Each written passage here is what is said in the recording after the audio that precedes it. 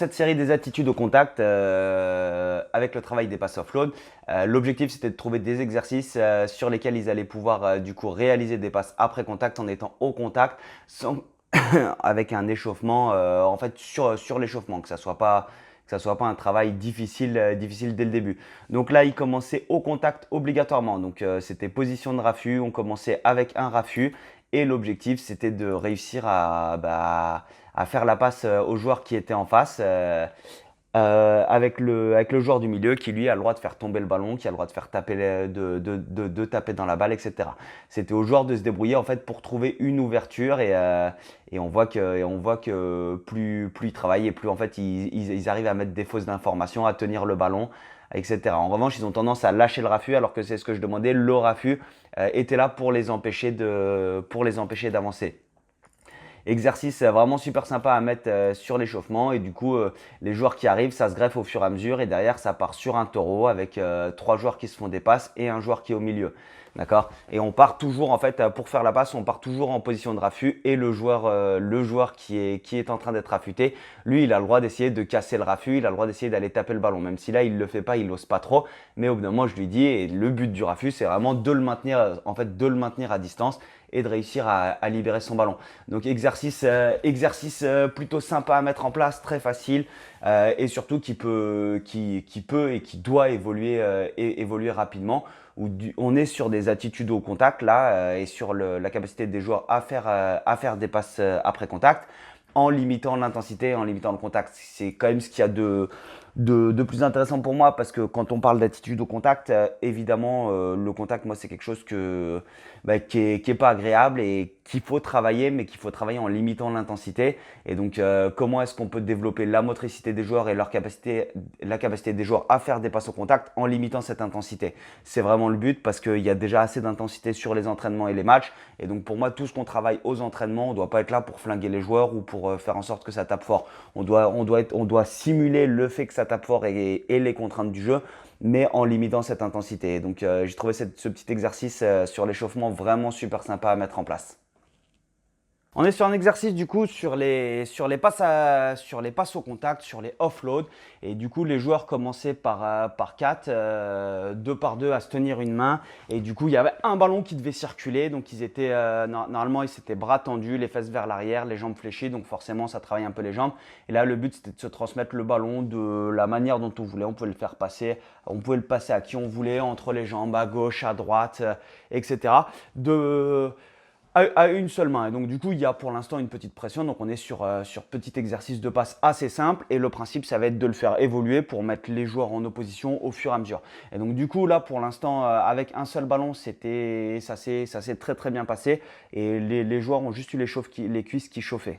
L'évolution, c'était du coup de passer avec 2 ballons et sur lequel, alors après ça c'est moi qui avais décidé de mettre en place cette évolution où les joueurs étaient par 2. Donc là on avait un joueur jaune avec un joueur blanc et le joueur noir avec le joueur bleu. Et donc du coup ils travaillaient uniquement que sur un type de passe et je leur ai demandé de faire des chisteras. Donc après voilà, la chistera ça dépend de comment est-ce qu'on est à l'aise pour la faire. Ensuite c'était simplement faire tourner le ballon. Donc là même chose, plus facile de le faire tourner comme ça que de réaliser une chistera quand on doit faire sa passe à droite.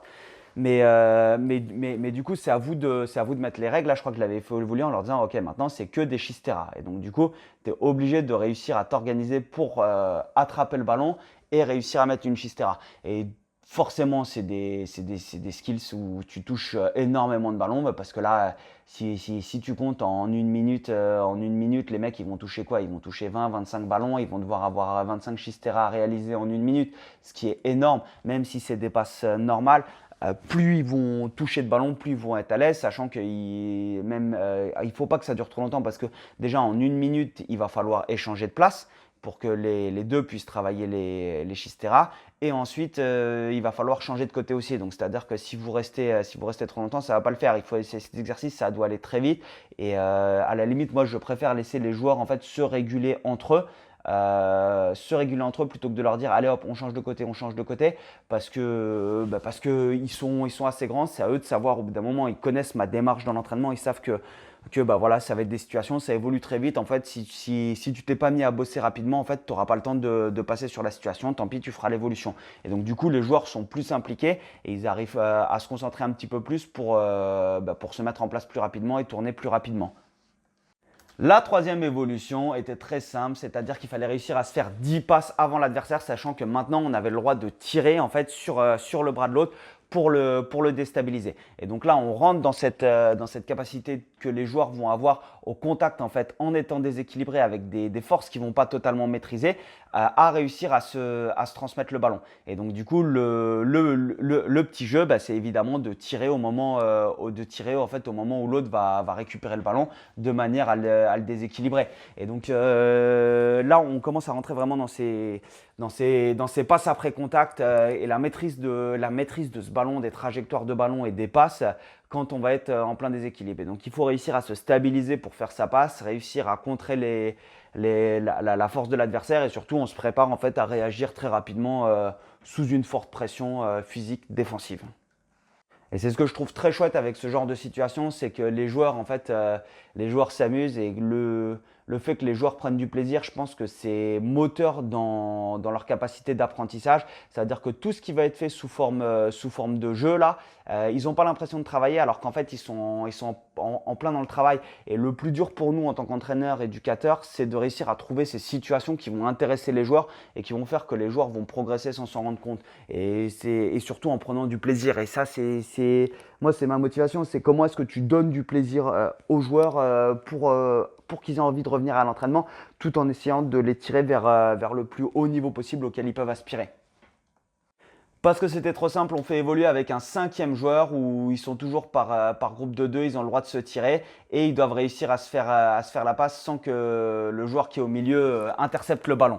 Et donc du coup, là, ça va être que des informations qu'on donne, qu'on prend et alors le souci que j'ai rencontré, c'est qu'effectivement les espaces sont restreints, donc se transmettre le ballon, c'est pas évident, surtout si le mec qui est au milieu a un petit peu de bras et qu'il est réactif. Donc j'avais commencé par leur demander de s'espacer un petit peu plus comme là, et même en s'espaçant un petit peu plus, c'était pas évident. Du coup, c'est la dernière évolution pour les forcer à avoir, pour qu'il y ait un petit peu plus d'espace, que ça soit plus difficile pour le joueur du milieu de taper les ballons. Je leur avais donné un bâton et donc du coup, c'était sur le bâton qu'ils tiraient pour déstabiliser l'autre et en même temps se faire des passes. Et donc du coup, alors après c'est en fonction des capacités de vos joueurs, mais du coup là, on le voit, il y a plus d'espace et c'est plus facile de réussir à se transmettre le ballon. Après, on a commencé à être limité par le niveau technique de certains joueurs ou pour certains joueurs, en fait, faire des passes comme ça, c'était pas évident. Et donc, du coup, je crois que j'étais passé avec un seul ballon et on donnait la balle à qui on voulait pour mettre un petit peu plus d'incertitude.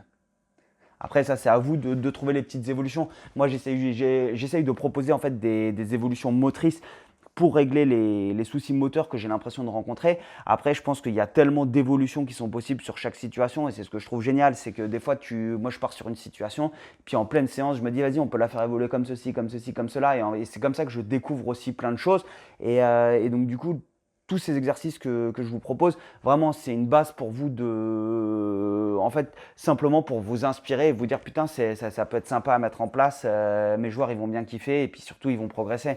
D'accord. Après, à vous de faire évoluer toutes les situations, hein.